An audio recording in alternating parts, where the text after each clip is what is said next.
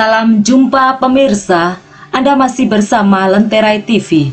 Pemirsa, kisah menyedihkan yang berawal dari sebuah sepeda motor yang ditumpangi 3 orang yang kemudian jatuh di jurang jembatan Tukat Petanu, Banjar Lap-Lapan, Ubud, Gianyar, Bali pada Kamis 18 Maret 2021 menimbulkan kepedihan yang mendalam bagi keluarganya. Saat itu, sepeda motor yang dikemudikan Nikomang Ayu Ardani tengah membonceng anaknya Iputu Kevin Ramansa dan ibunya Niketut Rindit. Mereka berasal dari Siangan, Gianyar, dan saat itu berencana pulang ke rumah.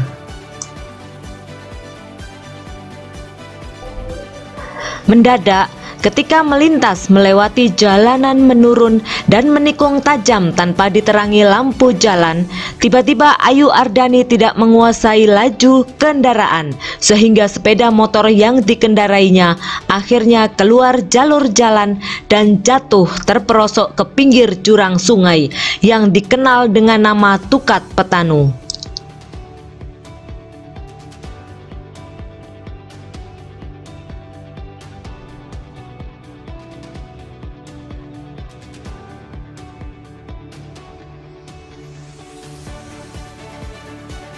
Malang tidak dapat ditolak, Niketut Rindit akhirnya ditemukan dalam keadaan meninggal dunia. Sedangkan Kevin Ramansa berhasil selamat karena ketika jatuh di derasnya air hingga hanyut sekitar 100 meter, bocah ini sempat menyambar akar pohon lantas kemudian berpegangan erat-erat.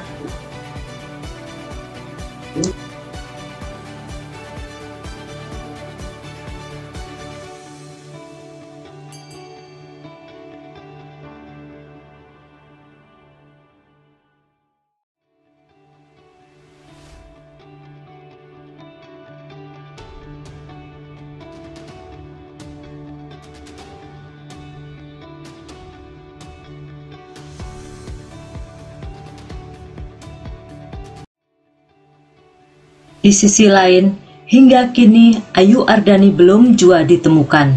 Pihak keluarga telah berusaha maksimal melakukan berbagai upaya skala niskala dengan harapan agar Ayu Ardani bisa segera ditemukan.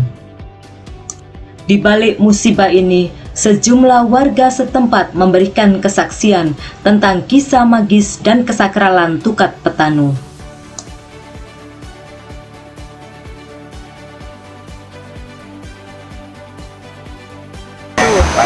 Dan terus ada juga pegawai laundry jatuh dia dari atas, lepas kendali, terus pengendaranya loncat, motornya aja ke bawah jatuh. Di situ juga lokasinya sama juga lokasinya dengan yang sekarang ini, yang kejadian yang sekarang pada hari Kamis waktu lalu itu ya. Dan ada juga orang bawa Vespa jatuh dari sini, dari atas, terus jatuhnya di sini juga ya.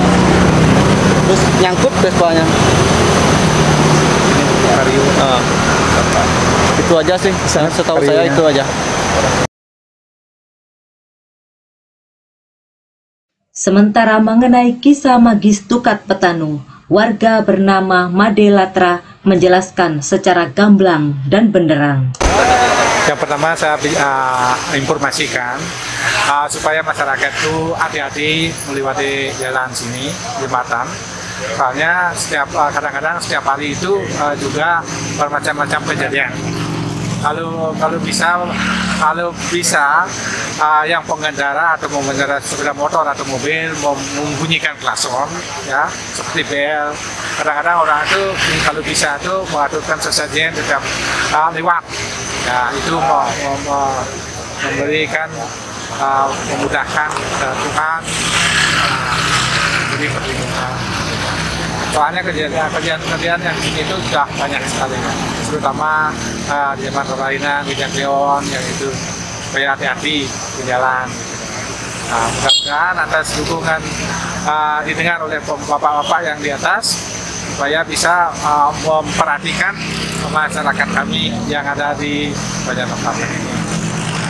Mudah-mudahan atas bantuannya ibu, bapak-bapak, saya memberi perhatian.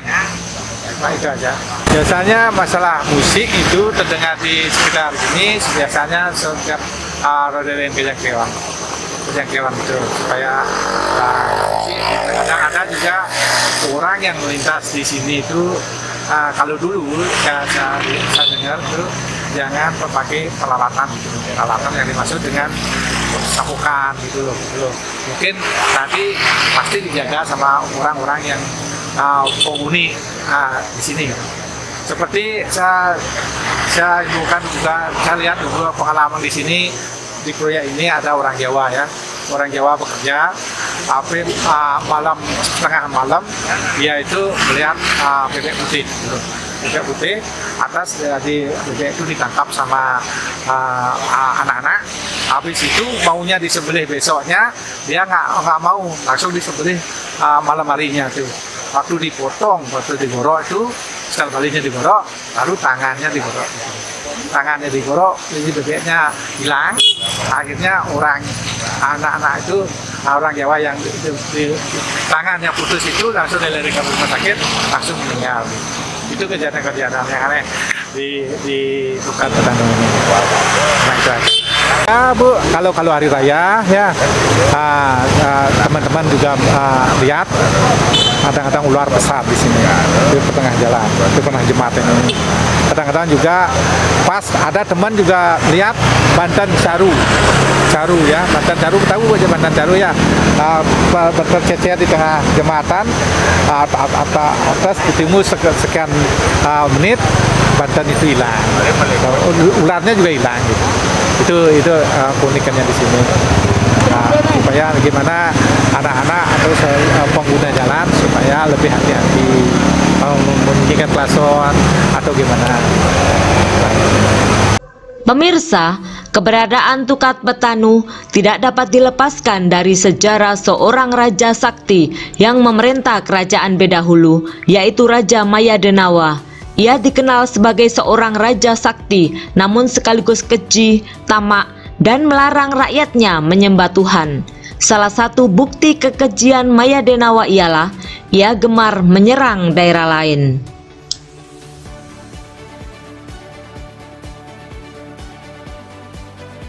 Suatu ketika, Yang Pramesti Guru memerintahkan kepada Batara Indra dan pasukannya untuk turun ke bumi. Saat itulah akhirnya Batara Indra dan pasukannya terlibat peperangan maha dahsyat dengan Mayadenawa. Akhirnya Mayadenawa dan pasukannya terdesak sehingga melarikan diri. Di tengah pelarian, ketika melihat pasukan Batara Indra kehausan, Mayadenawa pun menciptakan mata air beracun. Tidak ayal, akhirnya para pasukan Batara Indra pun yang meminum akhirnya meninggal dunia. Mengetahui hal ini, Batara Indra menancapkan panah saktinya ke tanah sehingga muncul air suci. Berkat air suci inilah pasukan Batara Indra terselamatkan dan hidup kembali. Mereka kembali melakukan pengejaran kepada Mayadenawa sampai akhirnya berhasil memenggal kepalanya dan darahnya muncrat ke sungai. Berkat kesaktiannya, meskipun telah meninggal dunia, akan tetapi suara Mayadenawa seringkali terdengar menggema di sepanjang sungai. Hal inilah yang membuat warga menamakan sungai dengan nama Petanu, yakni peta berarti suara dan nu artinya masih. Pemirsa, sementara itu seorang paranormal kondang, Kiraga Sukma, memiliki penerawangan tersendiri atas musibah yang terjadi di Tukat Petanu. Berikut penerawangan Kiraga Sukma. Kejadian yang baru saja dialami oleh masyarakat Bali, khususnya di daerah Ubud itu ya, Petanu itu. Kalau saya lihat dari hasil penerawangan mata batin di daerah sana itu memang ada portal gaib, yang salah satu portal gaib terbesar di Bali juga gitu kan. Jadi di Bali itu ada beberapa portal, hampir ratusan portal gaib. Salah satunya di tempat tersebut yang mungkin oleh masyarakat mungkin terlalu diabaikan, atau kepercayaan lokal di daerah tersebut kurang percaya mungkin, atau lupa. Kalau zaman dulunya sih, kalau saya lihat sering diadakan upacara ritual di tempat tersebut untuk penyelarasan dengan alam skala atau alam lahir dan alam batinnya. Dan mungkin kejadian sekarang sudah lama tidak ada upacara atau dilupakan. Jadi untuk alangkah baiknya kita sebagai umat manusia harus laras dengan alam niskalanya atau alam gaibnya. Karena bagaimanapun kita hidup berdampingan. Percaya atau tidak percaya, pasti ada makhluk yang tak kasat mata, yang kita sendiri tidak bisa melihatnya dengan mata lahir. Tapi dengan sedikit bantuan oleh orang-orang spiritual, orang-orang yang mempunyai kelebihan, kita bisa melihat alam niskal tersebut, alam gaib tersebut. Tidak alangkah baiknya, saran dari saya, mungkin secepatnya adakan upacara yang selama ini mungkin dilupakan atau diabaikan di tempat tersebut ya. Alangkah baiknya secepatnya dia upacara. Jadi makhluk astral atau makhluk niskala, jin, itu sering menampakkan wujudnya dalam bentuk hewan ya. Salah satunya mungkin seperti ular, angsa, bebek, anjing, kucing, itu seperti itu. Jadi kita bisa berinteraksi dengan makhluk astral hanya dengan perwujudan hewan tersebut. Mungkin di sana sering terlihat penampakan ular besar gitu kan, atau bebek warna putih. Ya itulah perwujudan penunggu dari makhluk astral di tempat tersebut. Jadi tidak heran kalau di dalam dunia spiritual kita secara tidak sengaja ada melihat bebek tengah malam atau ular melintas di tengah jalan sehingga menghalangi kendaraan, ataupun terlihat seperti sesajen yang begitu banyak di tempat tersebut. Itu yang disebut rekaman metafisika ya, perwujudan dari alam astral, alam gaib ke wujud ke alam nyata kita gitu. Perspektif tersebut bisa kita dibagi dua ya. Secara dalam dunia para psikologis, kita diambil secara logisnya dulu ya. Secara logisnya mungkin tempat tersebut itu lokasinya curam ataupun jalannya begitu landai sehingga menyulitkan mungkin orang yang berkendara, bisa saja terpeleset atau jatuh ke jurang tersebut. Yang kedua, yang bisa jadi karena si penunggu di tempat tersebut meminta korban atau meminta tumbal. Mungkin zaman dulunya ada perjanjian apa, kita kan nggak tahu. Jadi kita sebagai umat manusia seharusnya ya lebih bijak dalam mengambil kesimpulan. Alangkah baiknya sebelum timbul korban kembali, kita adakan ritual ya, kita upacara dengan memotong hewan atau untuk mengganti tumbal manusia ini gitu. Kalau di kepercayaan Jawa ya seperti itu, kita memotong tumbal, misalkan ayam hitam atau kambing atau apa, tergantung permintaan dari si penunggunya gitu kan. Dari setiap daerah itu beda-beda ya, kepercayaannya itu. Di Bali sama Jawa pun pasti beda. Jadi kita kembalikan lagi ke pendesa-pendesa di sana, ke kesepuan-kesepuan di lokasi tersebut, bagaimana baiknya, bagaimana bagusnya, jadi untuk upacaranya gitu. Di tempat tersebut, di lokasi itu sering sekali terdengar suara gamelan seperti ada acara besar gitu. Itu kalau di dalam dunia metafisika disebutnya astral, rekaman astral. Jadi mungkin saja kejadian dulu, jadi alam itu merekam suara-suara gitu kan, jadi terdengar lagi di zaman sekarang, dan sering masyarakat di sana itu mendengar seperti suara-suara gamelan gitu kan. Itu bisa saja dari rekaman astral, rekaman metafisik gitu. Dan yang kedua bisa saja ya di dunia niskalanya, di dunia gaib itu memang ada acara gitu kan, jadi terdengar samar-samar suara-suara, dan kalau dicari itu nggak ada gitu. Sering kejadian seperti itu ya. Ya contoh kecilnya, kita mungkin dari pemirsa pernah mendengar suara yang memanggil nama kita, tapi pas dicari nggak ada orang gitu kan. Itu sering terjadi, itu contoh kecilnya. Yaitu seperti itu ya.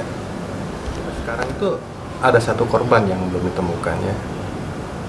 Ya mudah-mudahan ditemukan dalam kondisi sehat, kondisi hidup. Dan saran saya untuk keluarga yang ditinggalkan, secepatnya untuk melakukan ritual di lokasi ditukarnya. Karena bagaimanapun kita hidup berdampingan dengan alam niskala yang tidak kita lihat, dan di sana mungkin kalau hasil terawangan saya masih ada di lokasi, jadi nggak terlalu jauh juga gitu kan. Korbannya ini masih ada di lokasi tersebut, cuma ya mungkin secara kasat mata lahir kita tidak bisa melihatnya gitu. Ya, mudah-mudahan banyak sekali di Bali pun ya balian spiritual termasuk saya sendiri untuk membantu secara niskalanya, secara spiritualnya. Yang mudah-mudahan secepatnya ditemukan dalam kondisi sehat. Tapi jikalau ditemukan sudah meninggal dunia, ya kita harus ikhlas. Mungkin itu jalan terbaik bagi si korban.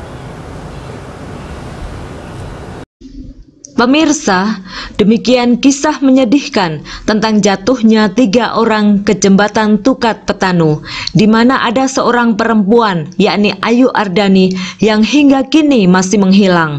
Semoga segera bisa ditemukan agar tidak lagi jadi teka-teki misteri bagi keluarganya. Terima kasih sudah menonton tayangan ini. Sampai jumpa di tayangan Lenterai TV selanjutnya.